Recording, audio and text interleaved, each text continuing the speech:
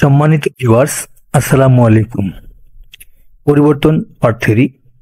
আপনার মানসিক অবস্থা সাময়িকভাবে ঠিক না থাকলেও আপনার শৃঙ্খলাবোধই আপনার যা করা দরকার তা করাবে।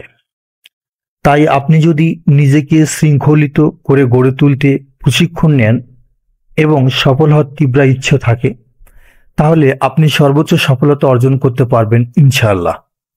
এই মুহূর্তে যদি আপনার মাঝে সাহসের সামান্যতম ছিটে ফোঁটাও না থাকে, দুশ্চিন্তা করবেন না, কারণ ঠিক এই মুহূর্ত থেকেই আপনি আপনার আত্মশৃঙ্খলা এবং ইচ্ছাশক্তির প্রশিক্ষণ শুরু করেছেন আমার সাথে। আত্মশৃঙ্খলা আমাদের মাংসপেশির মতো। আপনি পেশিগুলোকে যত ভালো প্রশিক্ষণ দেবেন তত ভালো ফলাফল পাবেন। যদি এখনো আপনি আপনার জীবনে শৃঙ্খলা আনতে সক্ষম না হয়ে থাকেন, তাহলে নিজের জন্য ছোট ছোট লক্ষ্য ঠিক করুন, অথবা আপনি যেই লক্ষ্যগুলো সম্পূর্ণ হবেন সেই লক্ষ্যগুলো স্থির করুন। অর্থাৎ যে কাজে আপনি নিশ্চিত যে অবশ্যই আপনি তা আজই করতে পারবেন, সেই কাজ আজকেই শুরু করার সিদ্ধান্ত নিন। কারণ প্রতিটি ছোট ছোট কাজ আপনাকে বড় কাজে সাহস যোগাবে।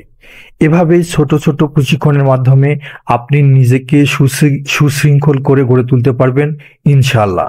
নিজেকে প্রশিক্ষণ দেওয়ার মাধ্যমে আপনি যে সাফল্য অর্জন করবেন বা করছেন তা লিখুন আপনার ডায়েরিতে। মনে রাখবেন, আপনার এই সাফল্য অর্জনের কোনো সীমাবদ্ধতা নেই, কোনো সীমারেখাও নেই।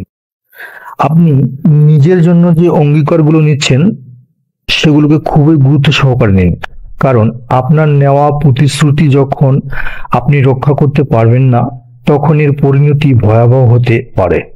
প্রতিশ্রুতি রক্ষা করতে না পারার কারণে হতে পারে আপনি কর্মশক্তি হারাচ্ছেন, আপনার সচ্ছলতা হারাচ্ছেন, লক্ষ্য অর্জনের পথে বিভ্রান্ত হয়ে পড়বেন, এবং সবচেয়ে ভয়াবহ ব্যাপার, আপনি আত্মবিশ্বাস হারিয়ে ফেলবেন। আপনার আত্মসম্মানবোধ আঘাতপ্রাপ্ত হবে। এটি পরিহার করতে আপনার কি কি কাজ করতে হবে বা কি কি কাজ সম্পর্কে আপনাকে সচেতন হতে হবে, এবং আপনার মূল্যবোধের সাথে সঙ্গতিপূর্ণ কাজ করতে হবে।